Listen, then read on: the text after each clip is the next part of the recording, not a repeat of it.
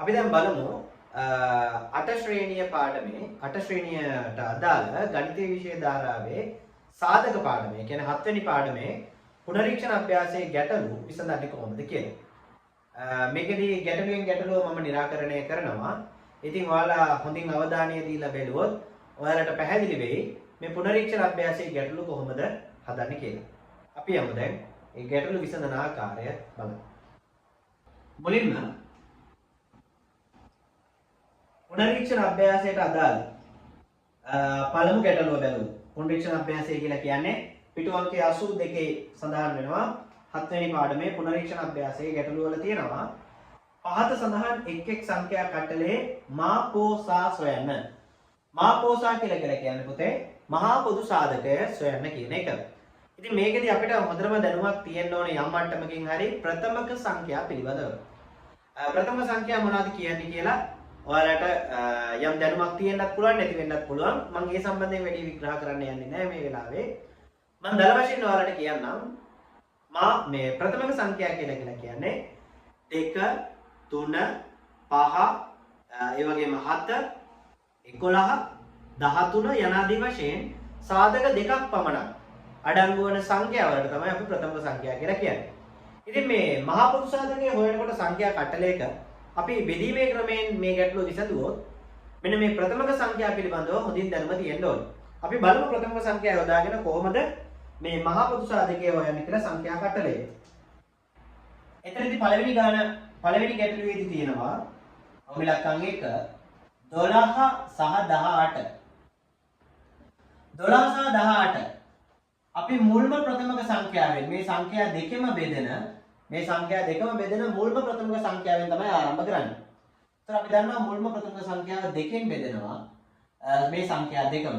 එතකොට ප්‍රථමක සංඛ්‍යා 2 3 5 යන ආදී වශයෙන් මුල්ම ප්‍රථමක සංඛ්‍යාව අපි නිරීක්ෂණය කළ බලනවා මේ තියෙන සංඛ්‍යා කට්ටලයම එම ප්‍රථමක සංඛ්‍යාවෙන් බෙදෙනවාද කියන්නේ. එම බෙදෙනවා නම් අන්නේ බෙදෙන සංඛ්‍යා කට්ටලයම බෙදෙන මුල්ම ප්‍රථමක සංඛ්‍යාවෙන් තමයි පටන් ගන්න. ඒතර 12 දෙකෙන් බෙදුවම 6යි 18 දෙකෙන් බෙදුවම 3යි. ඊළඟ හැදෙන සංඛ්‍යා ටික අපි බලනවා මේකත් මුල්ම ප්‍රථමක සංඛ්‍යාවෙන් මේ ගත්ත ප්‍රථමක සංඛ්‍යාවෙන් බෙදෙනවද කියලා. නමුත් දෙකෙන් අපි දන්නවා 6 බෙදුනට 3 බෙදෙන්නේ නැහැ. එහෙනම් අපි යනවා ඊළඟ ප්‍රථමක සංඛ්‍යාව 3. 3ෙන් බෙදෙනවද කියලා බැලුවොත් අපිට පේනවා 3ෙන් බෙදෙනවා. ඒතර 6 3ෙන් බෙදුනම 2යි 3 3ෙන් බෙදුවම 1යි. ඒතර ඊළඟට හම්බෙන සංඛ්‍යා කට්ටලය නැවත 3ෙන් බෙදන්නත් බෑ කිසිදු ප්‍රථමක සංඛ්‍යාවකින් බෙදන්න බෑ. එහෙනම් අපි දැන් මහා පොදු සාධකයට අදාළ පිළිතුර ලබා ගන්න කරන්න තියෙන මෙච්චරයි. මා පො සා සමානයි. මෙන්න මේ වම් පැත්තේ මේ කෙළවරේ තියෙන මේ ප්‍රථමක සංඛ්‍යාවල ගුණිතයන් තමයි අපි මහා පොදු සාධකයේ විදිහට ගන්න. ඒ කියන්නේ 2 ගුණ කිරීම 3 6යි. එහෙනම් 12 18ක් තියෙන සංඛ්‍යා කට්ටලේ මහා පොදු සාධකයේ වෙන්නේ 6යි. අපි බලමු ඊළඟ ගණන් ටිකත් අරගෙන කොහොමද හැදෙන්නේ කියලා. ඊළඟට රෝමිලක්කම් 2. රෝමිලක්කම් 2 30 24. 30 24. දැන් ඒකත් අපි මේ විදිහට බෙදලා බලමු 30 සහ 24. මුල්ම ප්‍රථම සංඛ්‍යාව දෙකෙන් බෙදෙනවා 30 දෙකෙන් බෙදුවම 15යි 24 දෙකෙන් බෙදුවම 12යි. නැවත අපිට දෙකෙන් බෙදන්න බෑ සංඛ්‍යා කට්ටලයම. ඊළඟට අපි 3ෙන් බෙදන්න පුළුවන්ද බලනවා.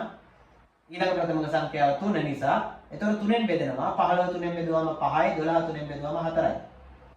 නැවත අපිට එම ප්‍රථමක සංඛ්‍යාවෙන් බෙදන්නත් බෑ. ඊළඟට සංඛ්‍යා දෙකම බෙදෙන ප්‍රථමක සංඛ්‍යාවක් නැහැ. ඉතින් එහෙනම් 30 24 කියන එකේ මා පො සා ඒ කියන්නේ මහා පොදු සාධකය ගන්න අපිට කරන්න තියෙන මේ වම් පැත්ත කෙළවරේම තියෙන සංඛ්‍යා ටික ගුණ කරන්න. දෙවරක් 3 6යි. එහෙනම් රෝමිලක්කම් 2 ප්‍රශ්නයට අදාළව මහා පොදු සාධකය වෙන්නේ 6යි. ඊළඟට අපි බලමු ප්‍රශ්නාංක 3. රෝමිලක්කම් 3. රෝමිලක්කම් 3ට අදාළව 45 60. 45 60. 45යි 60යි ගත්තොත්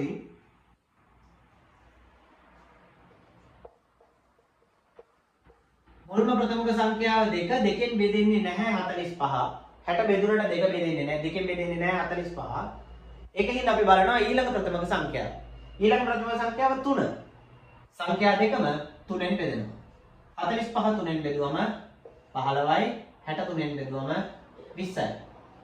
ඊළඟ බලන්න නැවත මේක 3ෙන්ම බෙදන්න පුළුවන්ද කියලා. සංඛ්‍යා කට්ටලය 3ෙන් බෙදන්න බෑ. ඊළඟට බලන්න ඊළඟ ප්‍රථම සංඛ්‍යාව 5ෙන් බෙදන්න පුළුවන්ද කියලා. ඔව් 5ෙන් බෙදන්න පුළුවන්. 5ෙන් බෙදන්න පුළුවන්.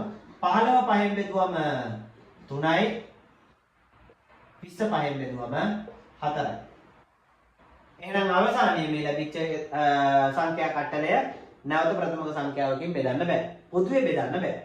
එහෙනම් මේ සංඛ්‍යා කට්ටලේ මා හෝ සා කියලා කියන්නේ වම් පැත්තේ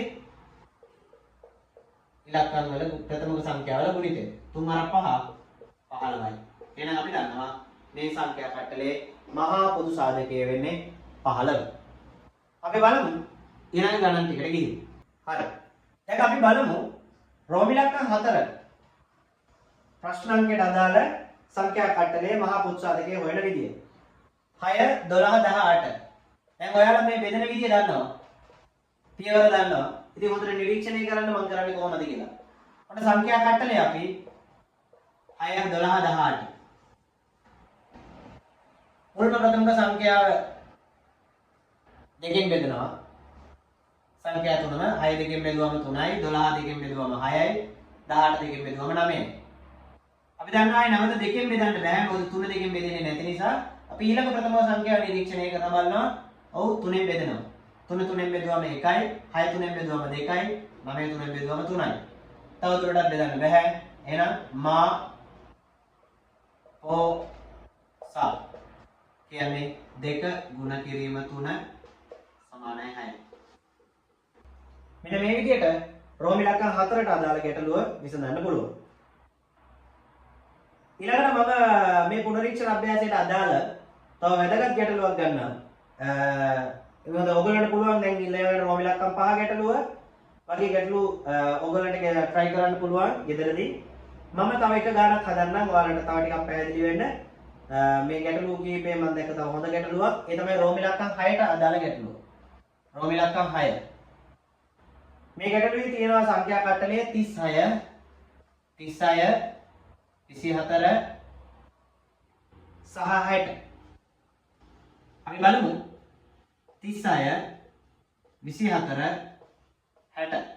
සංඛ්‍යා කට්ටලයම දෙකෙන් බෙදෙනවා. මුල්ම ප්‍රථම සංඛ්‍යාව දෙකෙන් බෙදෙනවා. 36 දෙකෙන් බෙදුවම 18යි 24 දෙකෙන් බෙදුවම 12යි 60 දෙකෙන් බෙදුවම 30යි. ආයෙ නැවත වතාවක් අපිට පේන එම සංඛ්‍යා කට්ටලයම දෙකෙන් බෙදන්න පුළුවන්. එම සංඛ්‍යා කට්ටලයම නැවත දෙකෙන් බෙදන්න පුළුවන්. 18 දෙකෙන් බෙදුවම 9යි 12 දෙකෙන් බෙදුවම 6යි 30 දෙකෙන් බෙදුවම 15යි. අපිට ඊළඟට හම් වෙච්ච සංඛ්‍යා කට්ටලය ගැන දිහා බැලුවොත් දෙකෙන් බෙදන්න බැරි වුණාට සංඛ්‍යා කට්ටලයම 3ෙන් බෙදන්න පුළුවන්. ඊළඟ ප්‍රථම සංඛ්‍යාව 3. එතකොට 9 3ෙන් බෙදුවම 3යි 6 3ෙන් බෙදුවම 2යි 15 3ෙන් බෙදුවම 5යි. ඊට පස්සේ අපිට හම් වෙච්ච සංඛ්‍යා කට්ටලය බෙදන්න පොදු සාධකයක් නෑ ප්‍රථමක සංඛ්‍යාවලින්. එහෙනම් මා හෝ සා කියලා කියන්නේ 2 ගුණ කිරීම 2 ගුණ කිරීම 3. මෙන්න මේ තීරුවේ තියෙන ප්‍රථම සංඛ්‍යාවල ගුණිතය තමයි අපි මේ ලියලා තියෙන්නේ 2 වරක් 2 4යි 4 වරක් 3 12යි. එහෙනම් මේ සංඛ්‍යා කට්ටලේ මහා පොදු සාධකය වෙන්නේ 12. ඉතින් ඔයාලට පුළුවන් ඉතුරු ගැටලු ටික ඔයාලට try කරන්න පුළුවන්.